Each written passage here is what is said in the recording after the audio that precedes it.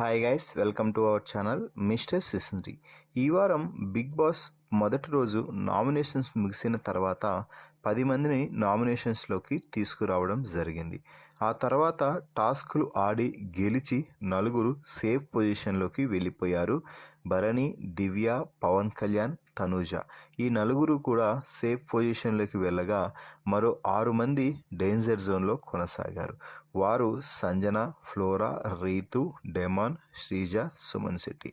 మరి ఈ 6 మంది డేంజర్ జోన్లో కొనసాగిన సమయంలో భాగంగా ఈ వారం మొదటగా ఫ్లోరా అయితే ఎలిమినేట్ అయ్యింది.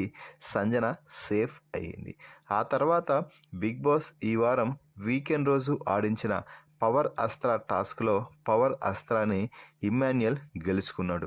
దీంతో ఆ పవర్ అస్త్ర వాడే సమయం ఆసన్నమైంది అంటూ ఇమ్మాన్యుయల్, నీ వద్ద ఉన్న పవర్ అస్త్రాన్ని ఇక్కడ ఉన్న వారిలో ఎవరి కోసం వాడాలి అనుకుంటున్నావో చెప్పు అంటూ నాగార్జున అడిగితే పవర్ అస్త్రాన్ని చేతపట్టిన ఇమ్మాన్యుయల్ కాసేపు బాగా ఆలోచించి, నేను ఈ పవర్ అస్త్రాన్ని రీతు కోసం వాడాలి అనుకుంటున్నాను సార్ అంటూ చెప్పడం అక్కడ గమనించాల్సిన అంశం. సో ఎందుకు అంటూ నాగార్జున అడిగితే మిగిలిన వారందరూ కూడా ఖచ్చితంగా స్ట్రాంగ్ కంటెస్టెంట్స్, ఓట్లు ఖచ్చితంగా పడే ఉంటాయి.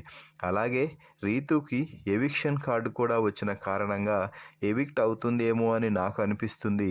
అందుకే నేను రీతుకి ఈ పవర్ అస్త్రాన్ని అందించి సేవ్ చేయాలని అనుకుంటున్నాను అంటూ చెప్పడం అయితే జరిగింది. దీంతో ఆ పవర్ అస్త్రాన్ని యూజ్ చేసుకొని రీతు అయితే సేవ్ అయ్యింది డేంజర్ జోన్ నుంచి. ఇక మిగిలిన డెమాన్, పవన్, శ్రీజ, సుమన్ శెట్టిలలో డబుల్ ఎలిమినేషన్లో భాగంగా శ్రీజ అయితే ఎలిమినేట్ అయ్యింది. ఒక రకంగా శ్రీజ ఎలిమినేషన్కి ఇమ్మాన్యుయల్ అలాగే రీతు కూడా కారణమని చెప్పవచ్చు.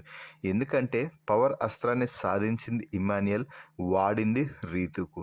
సో లేకపోతే శ్రీజ ప్లేస్లో ఖచ్చితంగా రీతు ఎలిమినేట్ అవ్వాల్సి ఉండేది.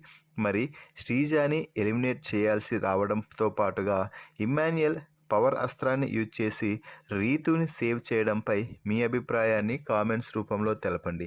మరిన్ని బిగ్ బాస్ లైవ్ అప్డేట్స్ కోసం మన ఛానల్ని చూస్తూ ఉండండి. Please subscribe our YouTube channel mister సిసింద్రి.